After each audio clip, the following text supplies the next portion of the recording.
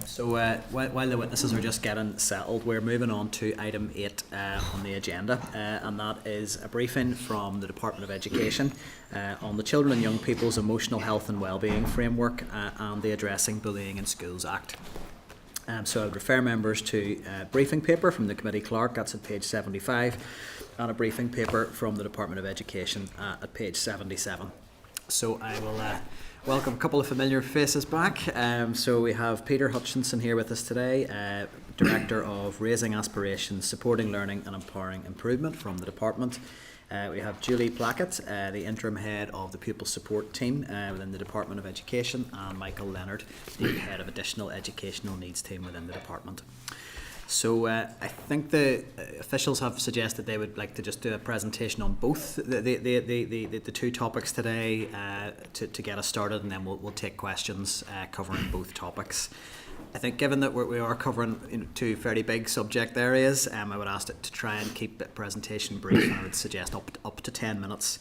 And then when it comes to questions, we will look to sort of 5 minutes per member for question and answer. So again, encourage members to get to questions quickly and officials to get to answers quickly, and to maybe avoid going over material that's already been shared in presentations. So at that point, I'll hand over to the departmental officials, and we'll hear the briefing first.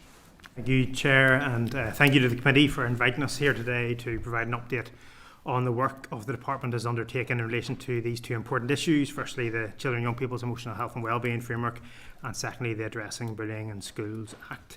As you're aware, Chair, we provided a briefing paper in advance that details the background to some of these issues.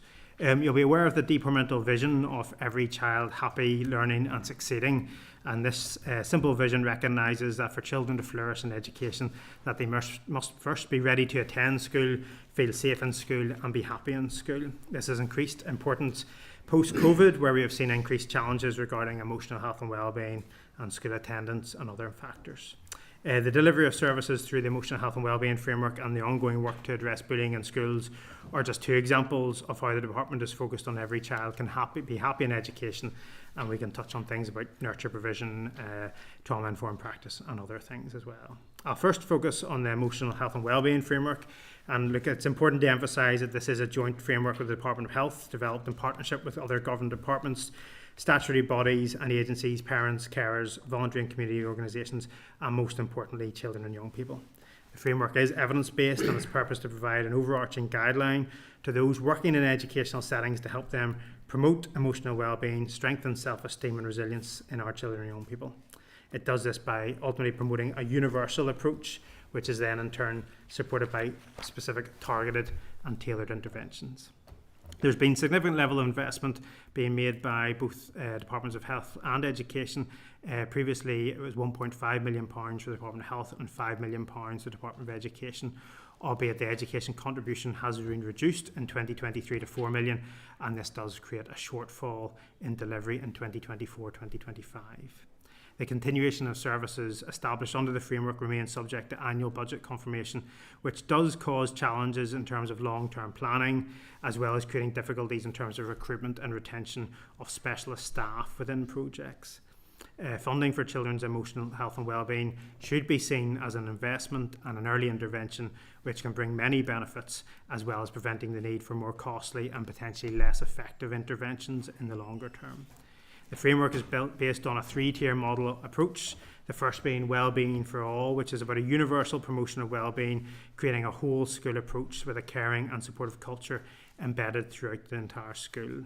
The second is about early support, relating to the early identification and support for those showing signs of needing some support within the school setting, often on a group basis. And then finally, the enhanced support model, which will be about specific interventions and referral to external services for children and young people who need more individual support for complex needs.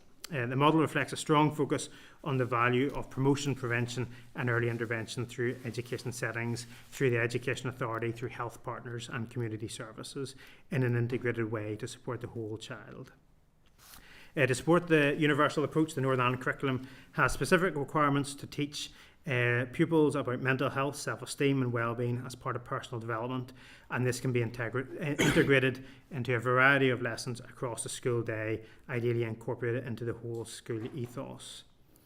Joint working with colleagues in the Department of Health is obviously essential. Health have responsibility for the provision of wider mental health services. However, it is recognised that schools are uniquely placed to help children build self-esteem, resilience and increase their understanding of taking care of themselves. We do need to emphasise that school staff are not health professionals, and we do not expect them to be, and you'll appreciate the pressures on schools, and that's why partnership working with other professionals is so essential. The framework was published in 2021 along with an implementation plan. We provide briefing on those projects within that. And the intention of the implementation plan was to establish a continuum of services and to mainstream or embed projects that demonstrated success. And there's a combination of health and education services. I won't go through them all, but things like the emotional health and wellbeing teams in school, led by Health, Being Well, Doing Well, led by Education Authority, RISE, REACH, and so on. In terms of evaluation, each project is subject to ongoing evaluation reporting. You will appreciate, however, it is challenging sometimes to directly link project delivery with changes in pupil emotional health and wellbeing, which can be affected by many different variables, both positively and negatively. And there is a need to look holistically at this issue, potentially considering a longitudinal study to monitor overall population level outcomes. We are currently considering how to further embed the framework through evaluation and engagement with stakeholders. We've been engaging with school leaders and children and young people as part of this process, and we will do that, continue in the future months as we look to refresh the implementation plan. I think it is fair to say the consensus around the framework is that it remains sound, but could be done to promote awareness amongst schools, parents and pupils of the services available, and we also need to list the stakeholders to understand potential gaps in services, how these can be filled, albeit in an extremely challenging financial context. In terms of addressing Bullying Schools Act, bullying type behaviour is a complex issue. Its nature and outlet has evolved over time, and this can be seen in the increasing use of technology and social media, adding to the complexity, subtlety and insidious nature of bullying. This does not mean that this should ever be considered as an inevitable or acceptable part of school life for any pupil. And as we've just been talking about the importance of pupils' emotional health and wellbeing, bullying type behaviour can clearly have a hugely damaging impact on wellbeing, and we must do all we can to prevent it from happening. However, where it does happen, we must ensure it is addressed. It was against this background that the Department brought forward the Act in 2016, which ultimately came into operation in September 2021, with the aim of providing greater consistency on how all schools respond to bullying incidents, allegations, and thus ensuring pupils are protected to the same standards. The Act comprises of three core parts. Firstly, the legal definition of what bullying is, which all schools must use. Secondly, a requirement for all schools to have an anti-bullying policy and preventative measures in place, which are kept under regular review. And thirdly, a requirement on all schools to keep record of all reported instances of bullying type behaviour, the steps that they have taken to deal with these, and the outcome of that action. Additionally, schools have still retained the freedom to develop flexible responses to disciplinary issues, tailored to meet the needs of the schools, its pupils and the wider community. In September 2022, the Department established the Addressing Bullying in Schools Implementation Team, or ABSIT for short, within the Education Authority. This team provides training, guidance, interventions as appropriate. It supports schools, educational settings, young people and parents to help them understand the requirements of the Act and to help to embed cultures that eradicate bullying. Whilst ABSIT have a focus on preventative education on anti-bullying approaches, it also provides parents and carers and young people with the support to deal with specific incidents of bullying, and that might include signposting to wider services. Between September 2022 and March 24, the team responded to close to 600 referrals relating to this type of behaviour, as well as delivering over 200 training to over 200 schools through Every Learning Communities, and a further 90 training sessions involving different education staff. Furthermore, 110 school governors attended face-to-face training by the team. Board of Governors also have access to online training, which outlines their statutory duties in overseeing the Act.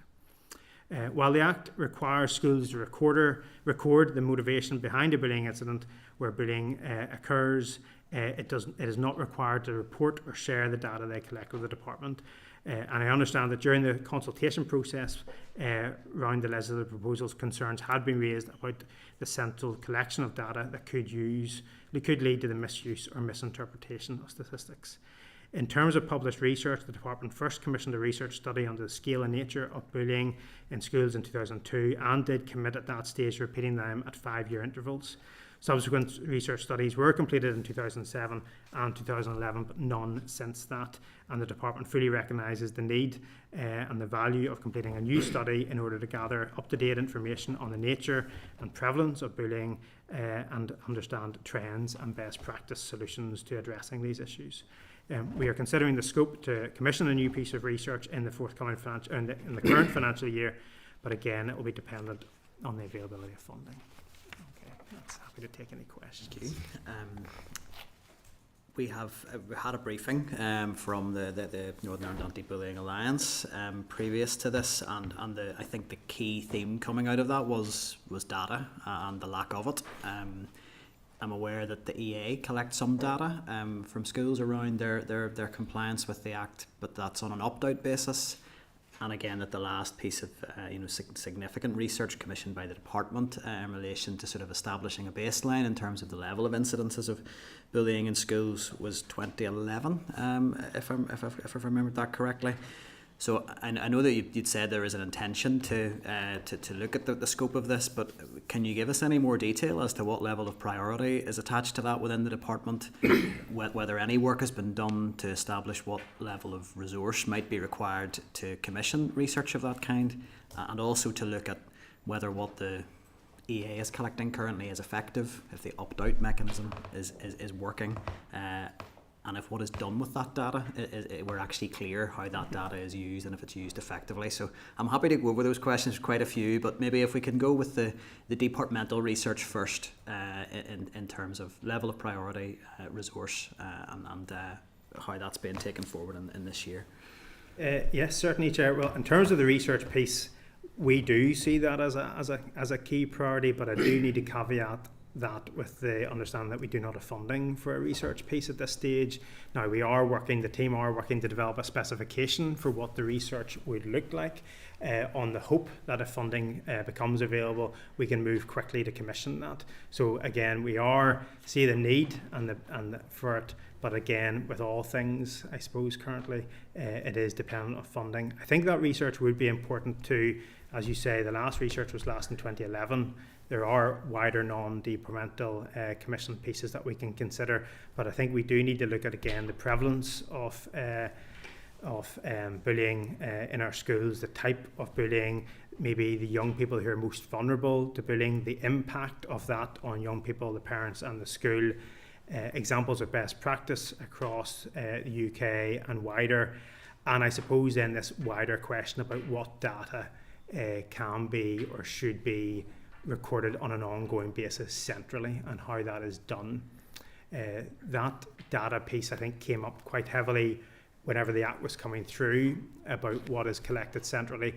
And I should say, look, I think the intention of the recording of the information whenever the Act was coming in was primarily for the purpose of improving operational support at schools, so schools can identify trends at pupil level or at school level about the types of behaviour. So that was the purpose of the data recording. It wasn't, I think, at that stage about accountability at a system level to identify trends. But I think we need to maybe look at that again in terms of this research piece about what would good practice look like in that space. If it's an option to sample information so we can have more ongoing information, and as part of that, look at what the EA do or do not have as well. So the research is fundamentally important. It is funding dependent. We will progress it as far as we possibly can in advance of funding in terms of specifications and business case, and then it will have to pause until funding is available, I suppose, to deliver it. I just would want to emphasise that the message could not have been clearer in the previous briefing, that if there was one thing that was needed, it was good, robust data, and then that data is collected on an ongoing basis and that something meaningful is done with it to inform policy making in this space. So I would just wanted to really emphasise that, and I'm sure other members will come in on that. Can I come in very briefly on that? Just Noel in the previous session had talked about other methods doing that in terms of anonymised data and so on. Has that been looked at, and have you looked at options that would allay the concerns of schools but still achieve an overview of the system? We haven't at this stage, but I do think that is part of what we need to look at what other jurisdictions do. And I do take Noel's point about either anonymised data or some sort of sampling methodology to avoid this kind of fear, whether or not it's real or imagined, about these kind of bullying league tables that might appear, and also the unintended consequences of reporting on this. So if we were reporting on schools with high levels of bullying, does that demonstrate that that school has a problem, or does it demonstrate that the school is taking it seriously and recording it? Vice versa, a school with no bullying, is that a school with no bullying or a school with no record? So we need to try and make sure that the measurement isn't driving perverse behaviours. I should say we are looking at other kind of ways to gather data, and we are looking at maybe the use of the school omnibus survey, which is sort of a free resource, and we also have information through Kids Life and Times and Young Person's Behaviour and Attitude Survey, which give us a bit of information about the whole picture. But I do think that kind of school level picture is one we need to look at, but just the methodology needs to make sure we build the trust with schools and it drives the right behaviours ultimately as well. Thank you, Chair. Yeah, I mean, schools obviously need assurances that there's not going to be a sort of name and shame campaign, but if the data is needed to inform good policy, then I think it does need to be prioritised. I wanted to ask on a different subject for my second question, and it is in relation to the emotional health and wellbeing framework. And you've been clear in your presentation and your briefing, there's no statutory requirement for schools to deliver that framework. The feedback that we receive as a committee, and I think at all of our engagements with young people, is that there's a really big disparity between how different schools approach wellbeing, both in terms of emotional health and wellbeing education and in those whole school approaches to how emotional health and wellbeing is prioritised in schools. Some examples of absolutely brilliant practice and some examples of schools who don't particularly prioritise it. What can the department do to ensure that there is better consistency of engagement with this framework with schools, so that health and wellbeing can be properly embedded on a consistent basis, so that any pupil in a school in Northern Ireland knows that their emotional health and wellbeing will be treated as an absolute priority, and that best practice will be implemented in the school that they're attending? Maybe let Julie come in a second on some of the wider points about how we can do this, but you know, at a fundamental point of view, the minimum content order does set out requirements in terms of PDMU in primary schools and LLW in post-primary, and covers what should be covered in terms of self-awareness, self-esteem, confidence, resilience, and those priorities. Appreciate that there may be variances in how that's done, and I think one thing we are trying to do is raise the awareness of the emotional health and wellbeing framework amongst schools, raise the awareness of the services in terms of the CA Wellbeing Hub, which is available to all schools, and other practical measures in terms of promoting, you know, things like school councils and measures like that, because we hear the same thing whenever we engage with children and young people, that this is their number one priority. Now, we would say there is enough flexibility within the curriculum to cover these issues, but in terms of how we evaluate or embed that will be the challenge, and we can use things like ETI to report on pastoral support and inspection when inspection comes back up.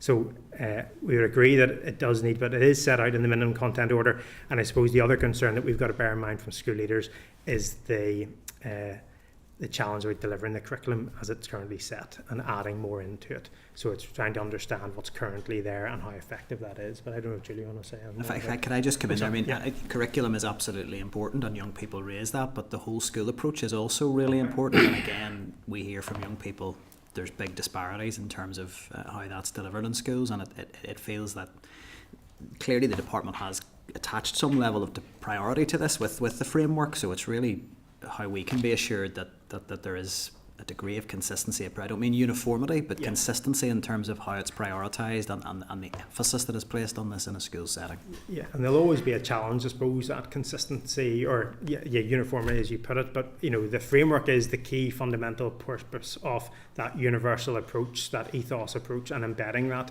I think we do have a job of work to do about promoting that more amongst all schools and the importance of that. But it is a message that we hear from young people themselves, and I'm sure young people communicate it within their school environment as well, you know, so I don't think it's one that schools are ignorant of, and it's certainly previous work that was done by ETI in terms of pastoral care in schools. I know it's quite dated, did find strong practice across our school system around that, but again, we need to make that good practice common practice, I suppose, is what we're trying We to should do. celebrate good practice, and I've seen many great examples of it. And I should say, maybe that Julie was going to say this, we are working within the framework about a best practice guide as well, again, to draw out those kind of good examples. But again, that comes down to dissemination and making, I suppose, that real for schools about how they deliver it on the ground. I think the other key point about the whole school approach is the 2 projects in relation to that have only just started this year. So they do that, they focus very much on a whole school approach, the Being Well, Doing Well and the emotional wellbeing in teams, and they will work with the school, they will assess where they are and what good practice is and work with them. The Being Well, Doing Well work with them for 5 years. The emotional wellbeing teams go in for 1 year. So that's where a lot of the whole school stuff, we expect that to change that curve over the coming, we'll get an assessment of that at the end of this academic year, and then going forward we hope that will make a difference. The communication plan as well, that's part of the programme management. We've issued 2 flyers to young people to give them specifics about what services are available, and the same to schools to keep reminding them. So we keep working on that, and when we hear that there's still not enough known out there, we go back and revisit that. Thank you. Lots and lots to cover here, so we haven't even gone near counselling provision, which is another thing that you included in your briefing, but I'll pass over to the Deputy Chair. Just picking up on the point the Chair made around research that came up in our previous presentation. The last piece of comprehensive research was 2011. Things have moved on considerably since then, in terms of technology, smartphones, social media, so on and so forth. And I take the point that there's no funding identified for a piece of research at the minute. But has the department done any study of what's happening in other jurisdictions? And Noel mentioned Scandinavia, but particularly Australia, in regard to what is good practice and what could be picked up from other jurisdictions. And also much closer to home in the south, there has been a lot of good work done there. Maybe let Michael come in a second about what work has been done, but no, I think you probably, to be honest, Pat, we probably haven't done enough on that, and that is something we need to look at more, and I think we probably have been waiting for the research piece to cover that off for us, and whether or not we can start that work ourselves within our own existing resources, but also working with the anti-bullying team in the EA who have links to the Anti-Bullying Alliance across the UK. They would glean information about what works across the UK, but also we have to look at down south and further afield. But I think we have been, the anticipation with that research piece would have been gathering that best practice information. But I think in the absence of funding, we might need to start looking at what we can glean ourselves or use our colleagues in the EA. Peter, have you any idea what type of funding would be required? Because, if we're talking about an online survey, for example, you're not talking about a great deal of expense, are we? No, well, it depends how much we want to cover. I've said, we want to look at what we can do through the school omnibus survey in terms of the impact on locally, in terms of the impact of the Act, how schools think that it's working, what are the gaps in provision, so we can gather that information, I think, ourselves. And I think we could probably start some desk research in terms of this wider piece that you've raised in terms of what works best. And we do that already, working through our colleagues in health about the mental health strategy, and they did point as well about the wellbeing approach in Australia as an example of good practice. So we do try and link in to pockets of it where it is available, but I suppose it's trying to then sort of translate it into the Northern Ireland context as much as possible and how we can deliver on that. But I think there are bits that we can do in terms of gathering data through the EA team, through School Omnibus, use of ETI, about what's going on currently locally on wellbeing and anti-bullying. But I think that wider piece we need to start about what works in other places, especially now post-COVID and 4 years into the implementation of the Act as well. And just briefly on the issue of emotional health and wellbeing. The paper that we had to read today was full of caveats and qualifications around funding for future models, and of course we saw the end of the Happy Healthy Minds and Bernardo's have also said that they're ending their service. So, I mean, we talk a lot about emotional health and well-being being a priority, and when we see all of this, we begin to wonder if it is a priority. And I mean, the evidence is clear. If we don't deal with the emotional health and well-being of children at an early age, then it's all interconnected to mental health at a later stage, educational attainment, and other issues. And we end up paying for it in the long run. So what would your view on all of that be? I think what you set out is fair, Pat. You know, that, you know, in my opening statement I made the point that we need to see emotional health and well-being as an investment, not just spend, that if we actually invest the money now, then we save funding in terms of what are often more costly, less effective interventions later on in life, and we save money for the health service in terms of economic inactivity, in terms of justice and things like that. And that's an argument that we were trying to make in education, but all we say in terms of the funding, we're just presenting the reality of the position, in that there are obviously, you're aware of the shortfall in education budget overall, that there will always be a priority placed on statutory provision and schools funding and protecting schools budgets, and that is the challenge that we have. We've managed to fund emotional health and wellbeing for a number of years through education and Partners in Health. I think we probably need to make a bigger case that this goes beyond education and health, and there might be other departments who can contribute, and that because the benefits go beyond education and health. So that is a wider point, but I think what we're trying to be is upfront and honest about the funding position, that it is incredibly challenging across education. We will fight our corner for emotional health and wellbeing based on what you've said as well. And just how much cooperation has there been from the health department? They're strong working with the health department, I have to say. There's obviously joint projects. They've been forthcoming with joint funding, and they face their own funding challenges as well. But I think, you know, what we try to say is education is uniquely positioned to interact and support children and young people, but it needs health professionals, so that's where the combination is. But I think there's challenges across the system in terms of specialist staff as well. And I think one of the big challenges, funding is one, but it's also the profile of funding. Year to year to year is a challenge, because we're recruiting staff in, and then we're putting them on notice and then recruiting them again, and projects that rely on specialist staff. That is a challenge for us as well. So I think what we're trying to do is just be honest and upfront about the funding position, agree that this is an investment and would be cost saving in the long term, but making that argument sometimes is challenging with other departments competing for funds.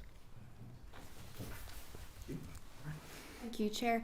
I'm just reading through our pack there, and I had asked previously with the previous briefing around the role of the Board of Governors, and it says in a briefing here from the Equality Commission, to ensure its effective implementation, which is of the Addressing Bullying in Schools Act, there's an urgency to understand the extent to which school Board of Governors are in full compliance.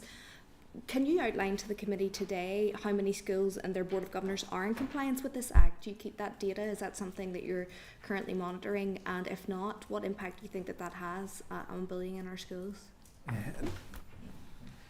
No, I don't think we do have the data that Michael can correct me in a second whenever I comment there. But that goes back into the Board of Governors will have these duties placed upon them, and they may or may not be sharing that information directly with the EA. So they have clear duties about recording, looking at the statistics, and those things will be reviewed whenever it comes time to inspection, but there's no central kind of oversight or monitoring of it. Self-regulate? They keep an eye on themselves? Well, obviously, Boards of Governors have they are autonomous in nature in terms of the control of their school, and have delegated responsibility for these aspects of it. So the authority is placed on them to deliver on the duties of the Act.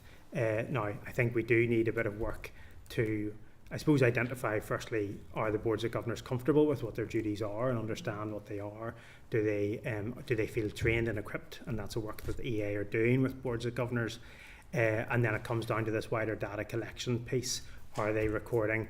But I suppose ultimately they are the ones on the ground, So they will know what is being recorded and what's not being recorded. Again, goes back to that point about if we go into a school and there's no records, does that mean there's no bullying, or does that mean there's no record keeping? As it currently stands, the department cannot say that it knows how many Board of Governors are currently compliant, no?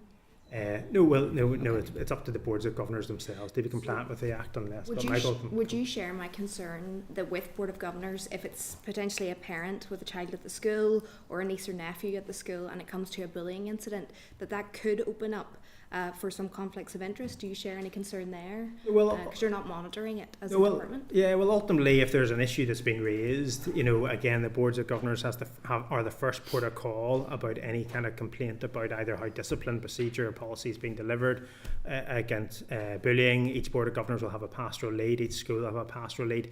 But if it goes beyond that, there are routes of complaint back through to the EA, and we are regularly involved in cases where this might have arisen, and there's other routes that which parents can go down other than the Board of Governors. So it's not necessarily marking their own homework constantly, can go back into a wider source. But maybe let Michael talk about the Board of Governors. There's probably not too much to that. We do, the EA do hold information in terms of they provide training for leadership roles within the school to coordinate the address and bullying policy and deliver three level training programs. So all boards of governors would have access to that program.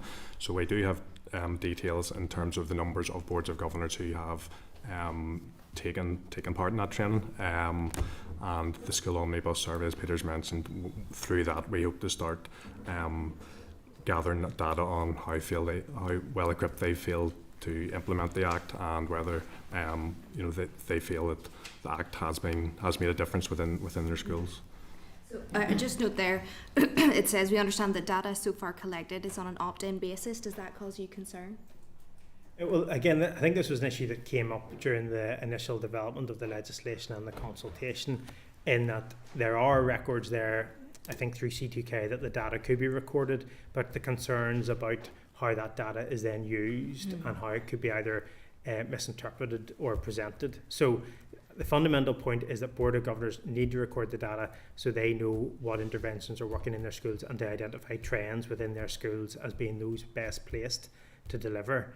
I think then there's that wider point about how do we understand the trends of bullying across our schools, maybe issues that have emerged in terms of cyberbullying or social media, or types of behaviour at a system level that we can then develop policy around.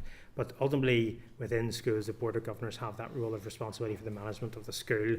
Parents can raise complaints to them, but there are other courses if there are concerns, and we are involved in them occasionally through our partners in the Education Authority. Just mindful, I have 20 seconds left. Can I just ask one final question around how many staff do you have within the department committed to tackling bullying?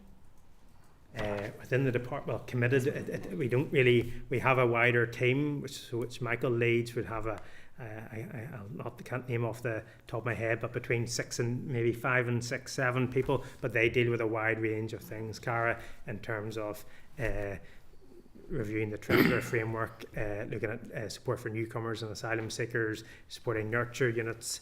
A wide range of roles and responsibilities, and bullying is unfortunately just one of them. Thank you.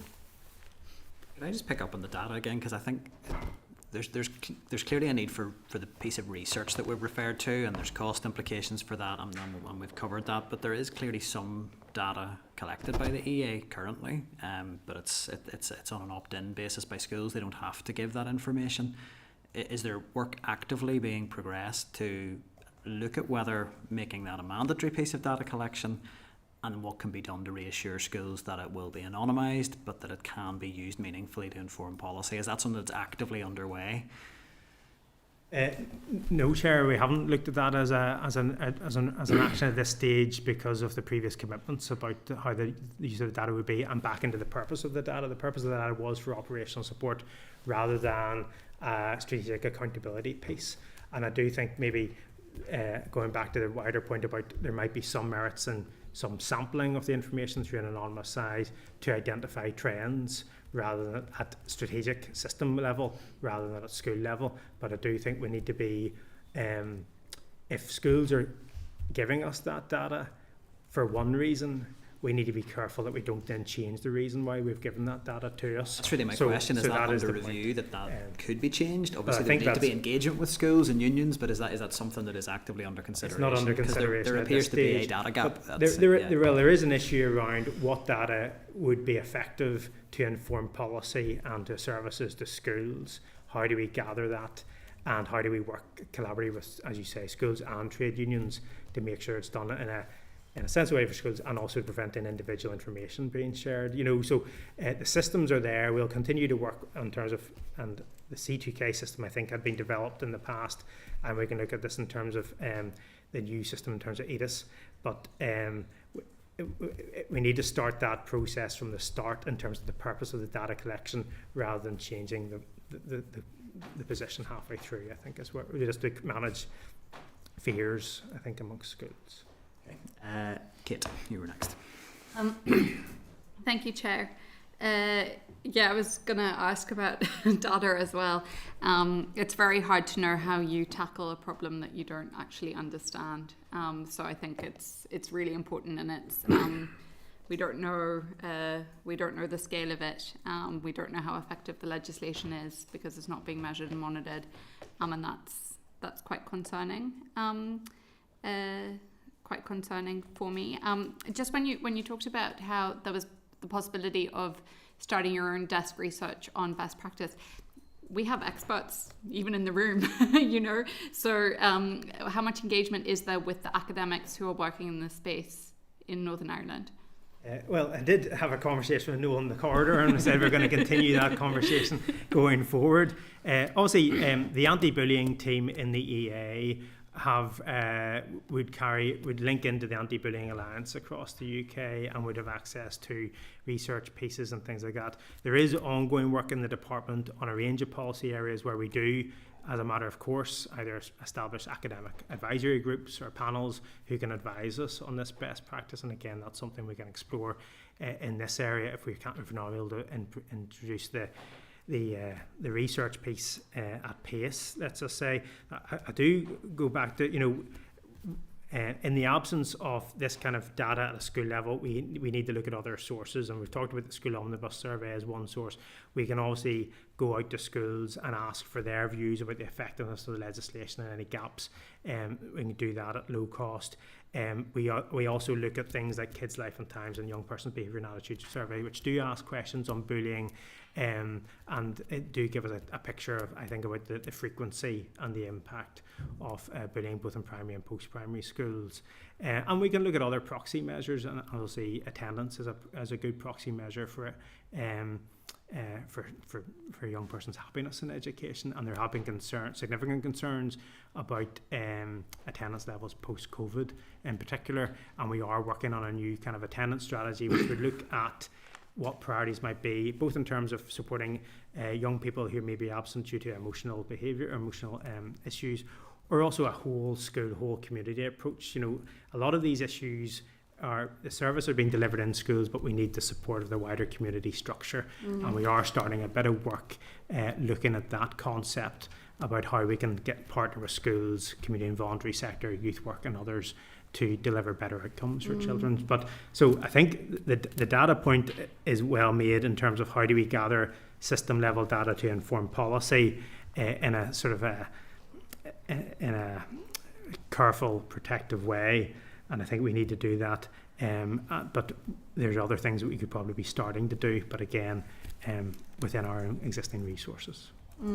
Okay, so interesting. And our presentation before, really, apart from data, what really struck me is the preventative approach, and I guess that this is a very hippie Kate thing to say, but it's all of us, how we treat everyone with kindness and respect and celebrate our diversity. So there's a lot that can come from that.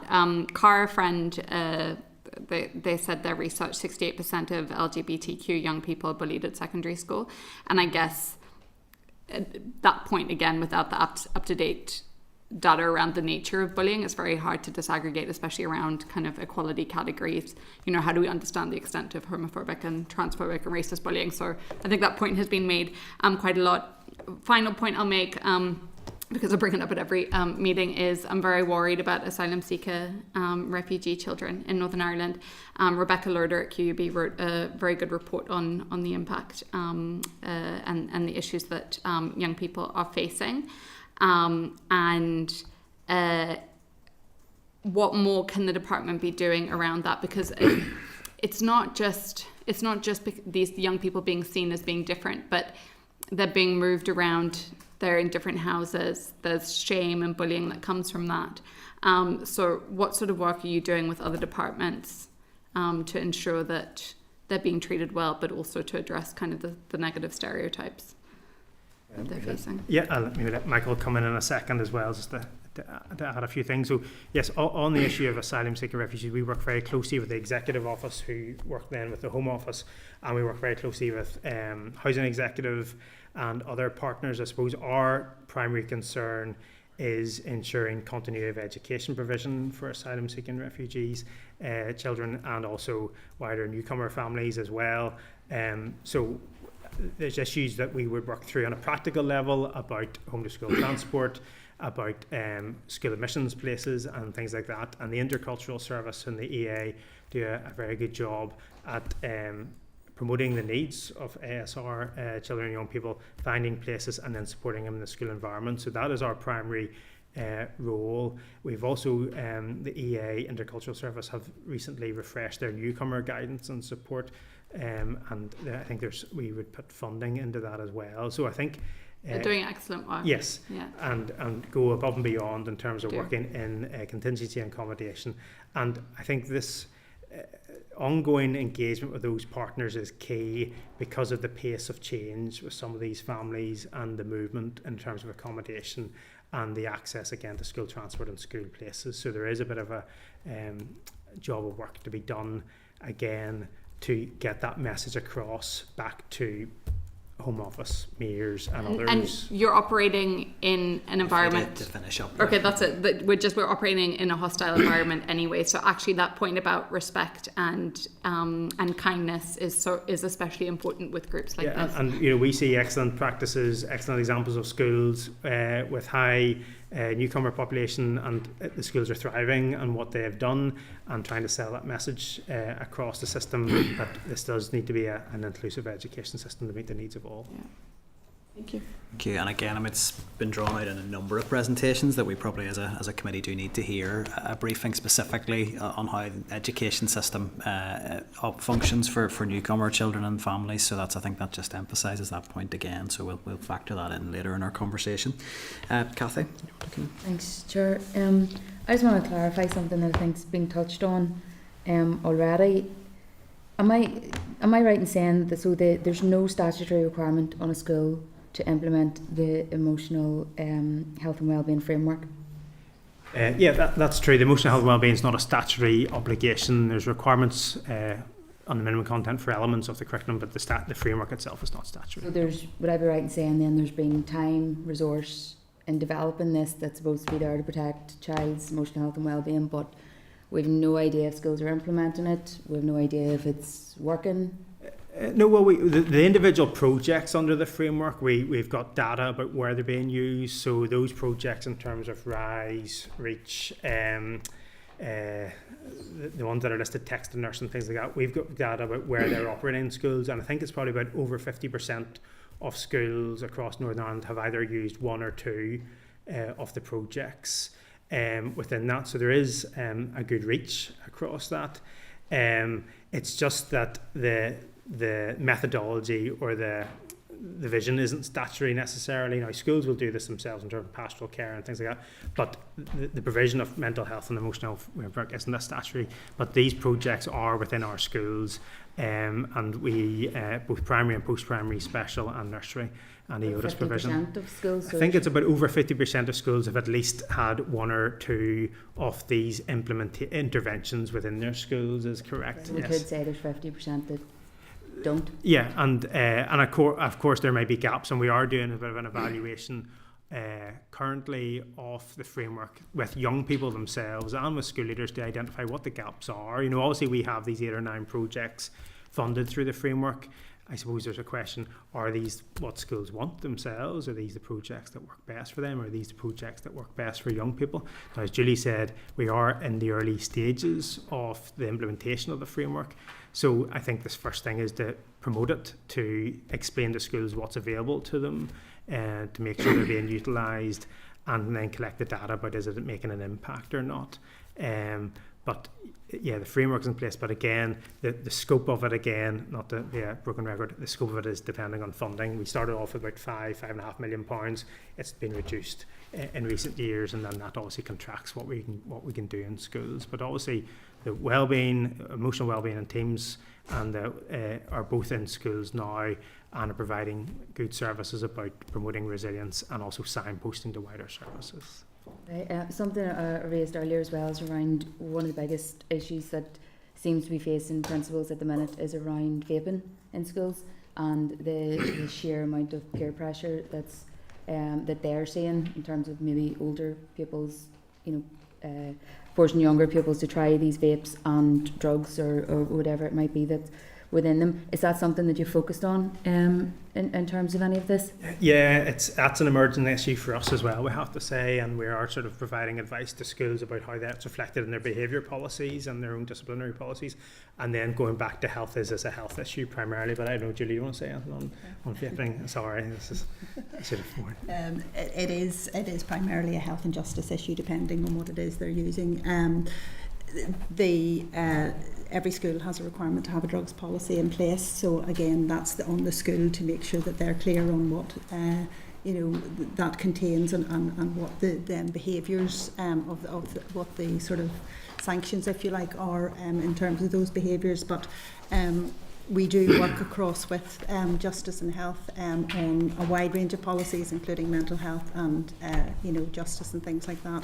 So we are aware that they go directly. PHA will work directly with schools. They're working on their strategy on that, and they will work directly with schools. So we wouldn't have direct engagement with schools on those because they come in through PHA. So there is a lot of work being done through the PHA on that we're aware of, and we keep in close contact with them. Where schools raise it specifically, then we go through that process and mechanism. And we find anecdotally that some schools will work collectively, and then the police in those areas will work with the providers and the sellers of those products that are illegal, or even if they're being sold under the legal age of normal vaping.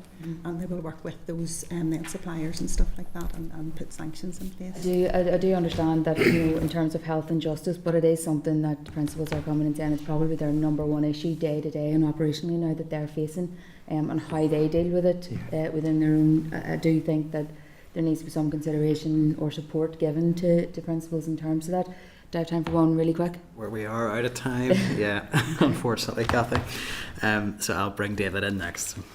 Thanks very much. I'll not leave this too much because actually after I indicated, Pat sort of covered it off, and it was about that sort of joint working between departments, and actually it's good to hear some positive noises in terms of and see that you were talking about health, talking about the best practice and informing and so on. You see there is more of a genuine joint working than some of the pushback we've heard about in previous sessions about other issues.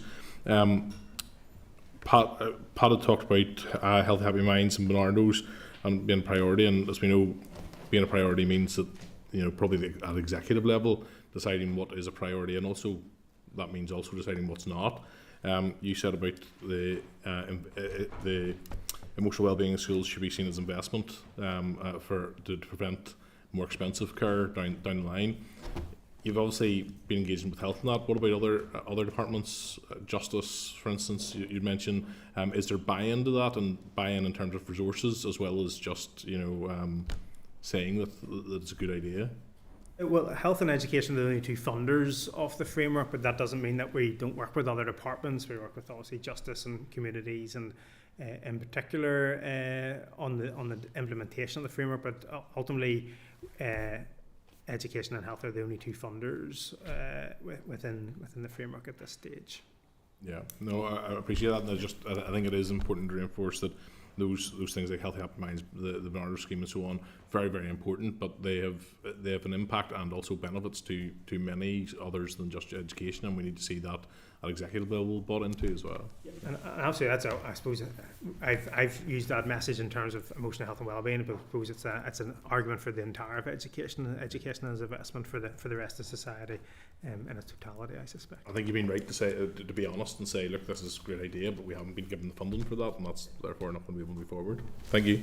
I think on that one, though, it's important to note that there is a lot of other services out there, and we're doing a mapping exercise of that at the minute. You know, whilst they may not be part of us, all other government departments do fund emotional health and wellbeing projects at different levels for different aspects, you know, depending on what the child comes is presenting with, you know, so there's lots of pockets there, and we're doing a mapping exercise of that at the minute so that we can understand, so we don't sit still because there's not enough funding. We're looking at what is there, and then when the whole school approach goes in, they can direct them to where that other, you know, pocket of support is.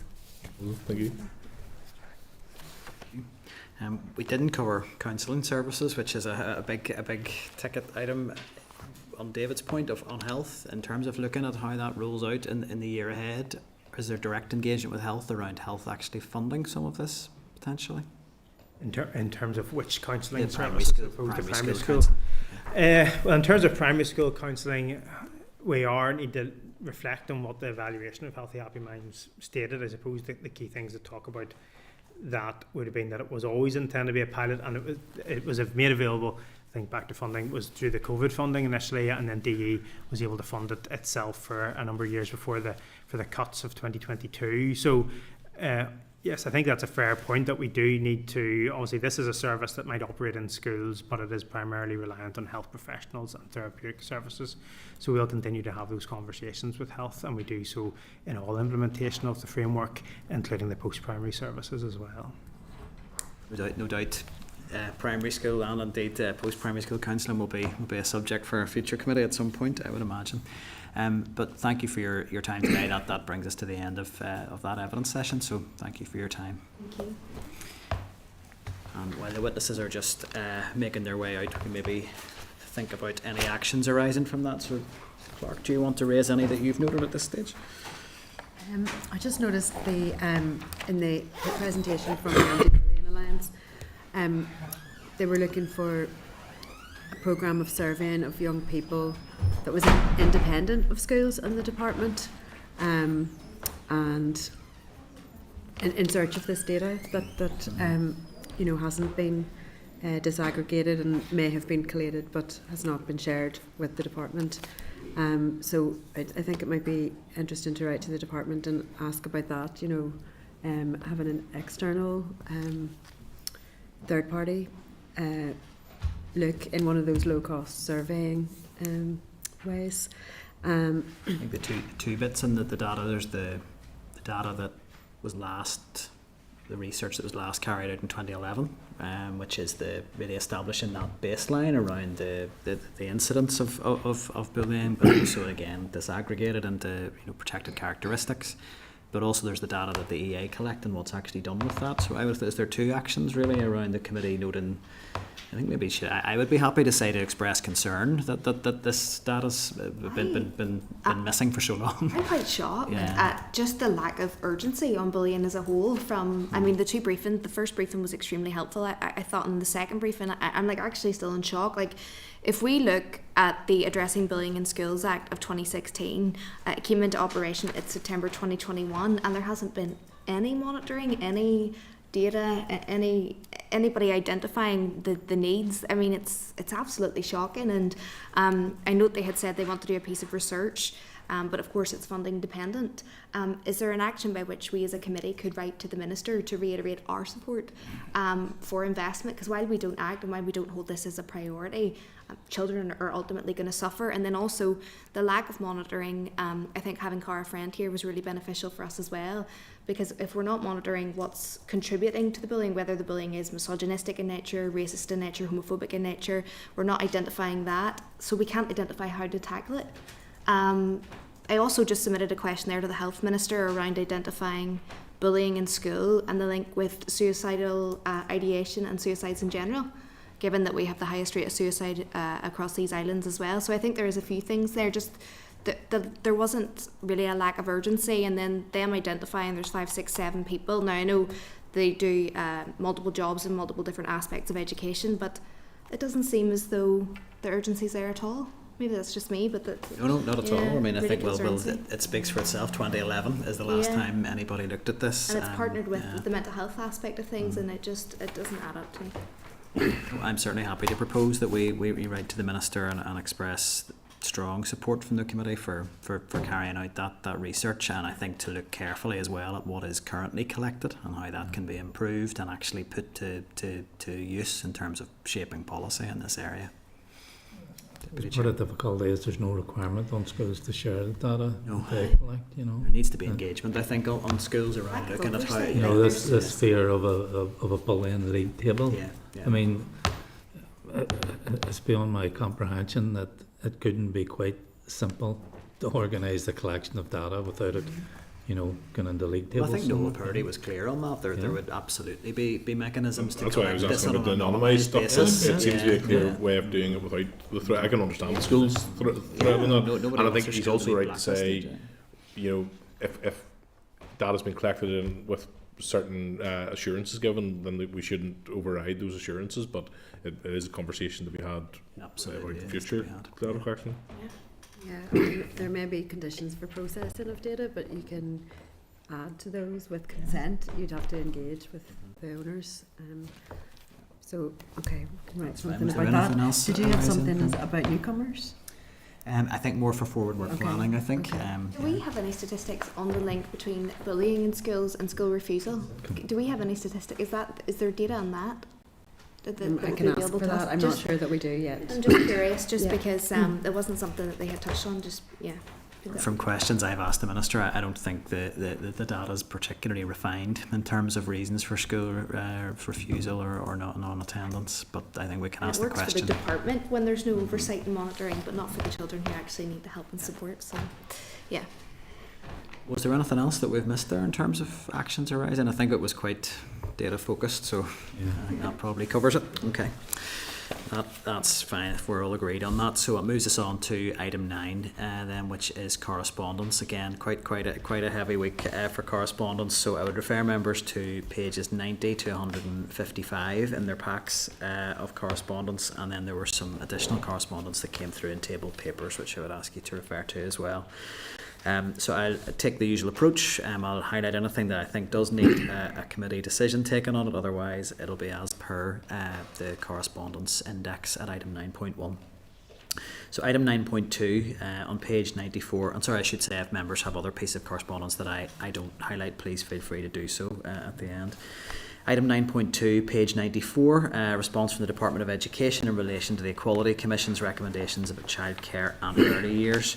Are members content to raise these issues in the briefing scheduled for the 5th of June and also to share the correspondence with the Equality Commission? Is that agreed?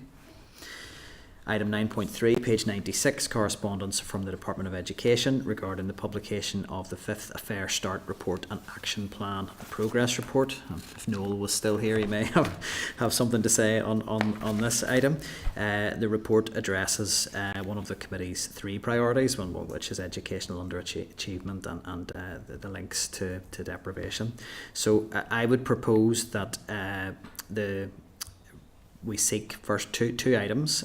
So what one would be to hear views from members in relation to anything else they want to do with that. But I do think that it's important that tackling educational underachievement and that Fair Start report in particular should be noted as a priority and forward working plan for where our schedule looks full up to recess. But after summer recess that we would be having the department in to brief us on that. So that would be my proposal, unless there are other views from members of how we deal with that correspondence. Is that agreed? I'm going to assume silence is agreement. So item 9.4 is the department's response to correspondence regarding the closure of the Bernardo's Time for Me service, and I would propose that we share that with Bernardo's. Members content? Item 9.5, page 98, correspondence from the Minister of Education regarding the industrial action by EA support staff, and then in tabled papers we also have a copy of the written ministerial statement on the industrial action, and further correspondence. Item 9.21 in tabled papers is correspondence from the EA in relation to the industrial action. I would propose, just given the significance of this and the impact that it's having on schools, particularly special schools, and the clear direction from the unions that this action is likely to increase in scale and scope in the new academic year, I would propose that we write to the Minister confirming the committee's support for the delivery of the pay and grading review and urging him that should the resource not be provided by Treasury, which we would hope that it is, that he would then engage urgently with the Finance Minister to ensure delivery of that pay and grading review. Are members agreed? Item 9.6, page 101, and 9.7, page 103, responses from the Department of Communities and Department of Economy in relation to the recommendations of Diverse Youth NI. The committee had agreed to hold these responses and share them with Diverse Youth NI once they'd all been received. My understanding is that is everything in. Would you be able to confirm, Clerk, if that is the case? Yeah, I believe that is all of them. So I would propose that we got still got more. Still waiting for one. Okay. Well, I'd propose if that's all of them in, we share it, but if there's one outstanding, that we make a note of that and we maybe perhaps chase that, because that would have been outstanding for quite some time if that hasn't yeah, we arrived. have been doing a bit of chasing on some letters. Okay. Thank you. Are we agreed? Item 9.8, page 107, a response from the Department of Justice in relation to the portability of access NI checks, which came up at a previous session. Are members content to share that response with the uniformed organisations that had raised it? Is that agreed? Yeah. Mm-hmm. Item 9.9, page 109, correspondence from the Committee of Health to the Department of Education in relation, to the Education Committee, or is it to the, let me just double check that. I think that is to... No, it is to the Department of Education in relation to a perceived disparity between schools in having a nurse on site to provide professional nursing care for pupils. I would propose that we highlight that correspondence directly with the department and seek that their response be shared with the committee. Okay, if members are agreed on that. It is also potentially another avenue on that one is that we could note that for future reference in terms of any future concurrent committee meeting with health. Members are agreed on that. Item 9.12, page 126, correspondence from the British Board of Film Classification seeking a meeting with the committee to discuss their remit and their broader child protection rule. I would propose that we write back and ask for a written submission in the first instance, and then we can make a decision if a in-person briefing was required. Are members agreed? Good. Item 9.13, it's an invite to attend Caleb's protest for provision of post-19 SEN legislation. I would ask just members to note that for their diaries if they're able to attend. Item 9.15, page 130, is correspondence from Parenting Focus seeking to brief the committee on the findings of the Big Parenting Survey 23-24 and other priorities identified by parents. So I would propose that we factor that into the forward work plan and we write back accordingly to let Parenting Focus know that we're doing so. And we had at strategic planning suggested that parental engagement perhaps we needed to take a committee session on that issue. So I think we could look to schedule a session for that, but that would be likely after recess. So I would also suggest that correspondence with Parenting Focus, given that there is maybe a time sensitivity to the results of that survey, that if they felt an informal briefing was appropriate, they could still have the opportunity to do that for the committee. Members in agreement? Mm-hmm. Item 9.16, page 132, it's an invitation from Thrive to their conference.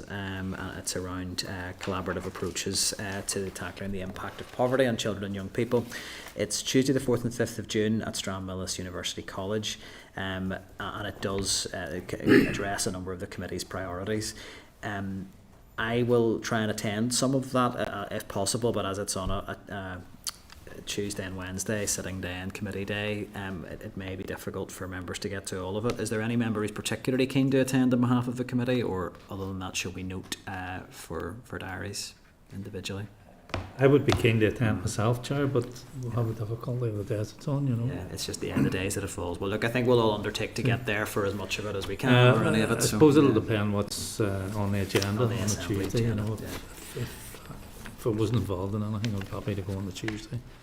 The afternoon anyway. Do you want to let me know, and then if not, I can nip over and maybe get packs for members or something? Yeah. I'd certainly do the same and let you know if able Yes, to. okay. They're a great project, and I think it would possibly be something that I would ask for forward work planning to note to bring Thrive in. And I know the executive office are looking really carefully at their work around it as a really good model of collaborative practice. So definitely one to engage with. Item 9.17, page 134. So that is the response from CAG, which was flagged briefly at committee last week, but it arrived sort of during the meeting, so we didn't really have time to consider it. And that's in relation to the issues raised in relation to Irish language past papers for the transfer test. And I'm also aware via the clerk that the original correspondent has been in touch to clarify a few additional issues.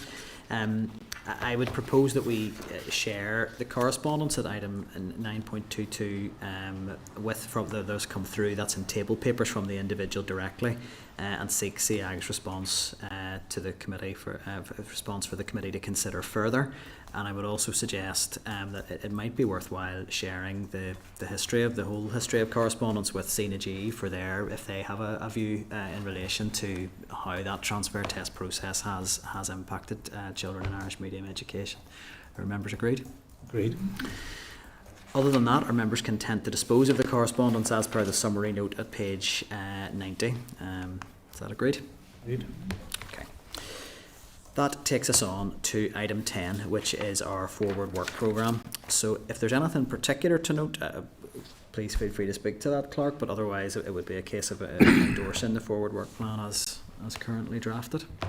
Yeah, I'm sounding out there for the 19th of June some of the sectoral bodies. So that's potentially going to be something that would maybe complement some of the structural conversations in the independent review. Next week is a busy day. There's the concurrent meeting with economy about careers in the morning. Then at lunchtime, an opportunity to meet the independent panel members and the youth assembly in the private dining room, and then over lunchtime, and then back in here to hear the first briefing from the review panel.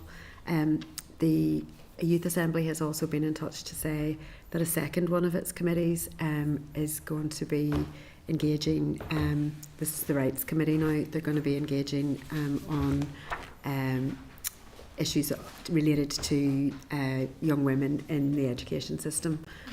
So they've asked for some resources that the previous committee worked on. If that's okay with everybody, I'll share that, and they'll be in touch with us as they continue. Absolutely.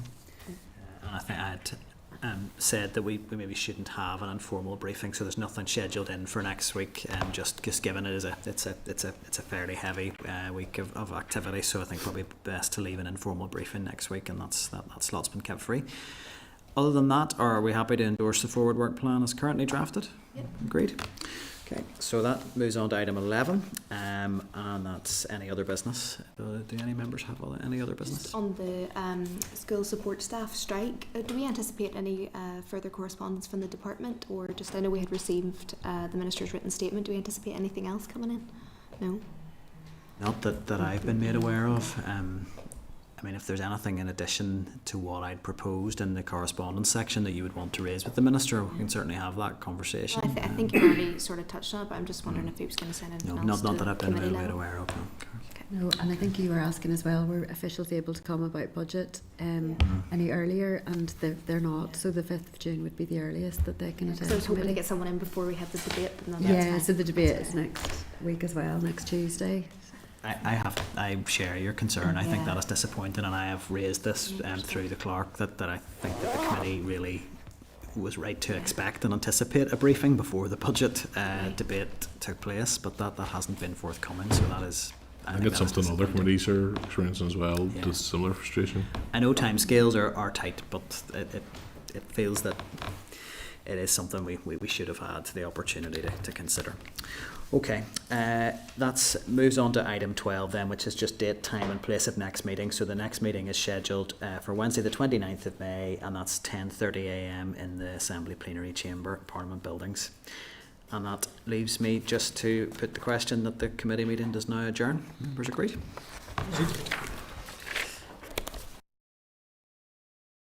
Committee Room 29, Sound.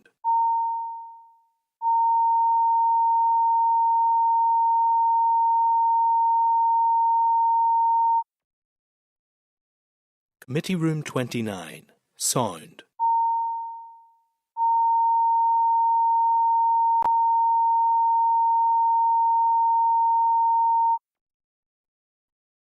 Committee Room 29, Sound.